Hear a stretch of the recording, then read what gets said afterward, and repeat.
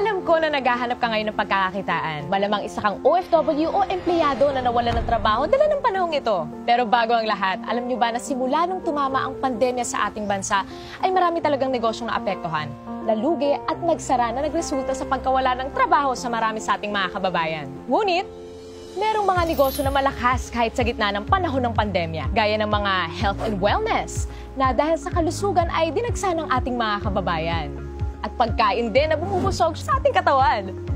At sa gitna ng limitasyon sa paglabas ay nandyan ang iba't ibang delivery service na naghahatid sa atin ng mga online orders. Sila yung mga halimbawa ng mga negosyong lumakas sa gitna ng pandemya, pero alam nyo ba na ang delivery service lang ang nangingibabaw sa lahat ng to? Sa kahit anong sitwasyon, palaging in demand talaga ang negosyong ito. Mapapagkain, gadgets, rubber shoes, damit o mahalagang bagay o dokumento o kahit ano pa yan. O gusto mong matanggap o maipadala ka agad, sa anumang oras o panahon, talagang delivery service ang kailangan. Sa bawat pag-ikot ng mga motor ng delivery service na makikita mo sa iba't ibang lugar ay katumbas din ang pag-ikot ng ekonomiya sa ating bansa. Ang delivery service ang isa sa mga buhay ng ekonomiya. Mula noon hanggang ngayon, pagkakataong kumita dito ay palaki ng palaki dahil sa demand sa serbisyong hatid nito. Alam nyo ba na ang operator ng delivery service ay kumikita ng 20% sa bawat delivery ng driver nito? For example, meron kang sariling delivery service na negosyo. Kung nag-average ang rider mo ng 500 pesos per delivery transaction, aba, may 20% nakita mo doon ay 100 pesos. At kung nakaka-10 delivery ang rider mo sa isang araw, meron kang kita ng 1,000 pesos bilang operator. Ngayon, kung meron ka namang 100 riders, ang kita mo sa isang araw bilang operator ay nasa 100,000 pesos. Ganon kalaki ang kita bilang isang operator.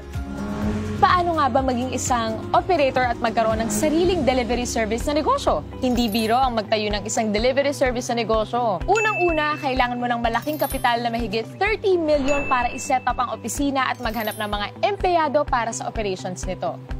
Pangalawa, kailangan mo ng isang IT company na gagawa ng software at operating systems nito na nagkakahalaga ng mahigit 50 million para iset up at i-maintain taon-taon. Pangatlo, kailangan mo kumuha ng iba't ibang permit para sa pag-operate ng negosyong ito. At pang-apat, kailangan mo pang mag-set up ng iba't ibang opisina para sa mga iba't ibang lugar na mag-ooperate at kumuha ng mga permits para dito. Mukhang mahirap maging operator ng isang delivery service na negosyo dahil sa dami ng kailangan, lalo na sa kapital. Pero ngayon, posible na.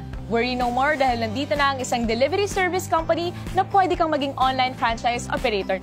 TokTok, ang pinakabagong delivery service at ang kauna-unahang online franchise operator delivery service company ay kakatok na sa mga pintuan nyo. Bilang isang TokTok online franchise operator, magkakaroon ka ng mga benefits na may enjoy mo. Pwede kang tumanggap ng mga rider applicants under you with up to 100 riders per operator. Magkakaroon ka ng TokTok delivery service link to monitor your riders and transactions na kahit cellphone lang, pwede na!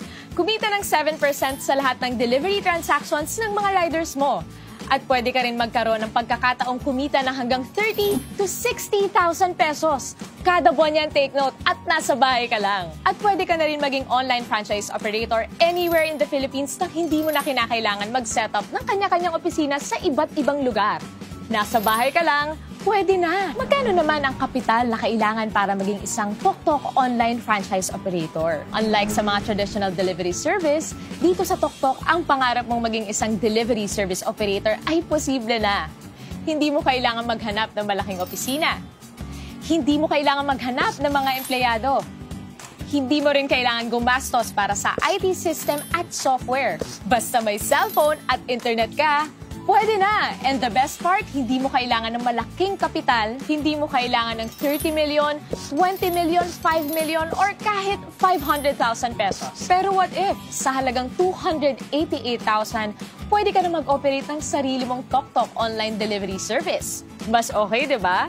Huwag ka muna mag-celebrate dahil naintindihan ni TokTok ang pinagdadaanan ng karamihan sa ating mga kababayan sa panahong ito. Kaya from 288,000, ginawa na lang nilang 58,888 ang kapital para maging isang TokTok online franchise operator. Kaya Operate na agad! Dalawa ang paraan para kumita dito bilang TokTok Online Franchise Operator. Una, magkaroon ka ng personal delivery link na pwede mong i-post at i-share.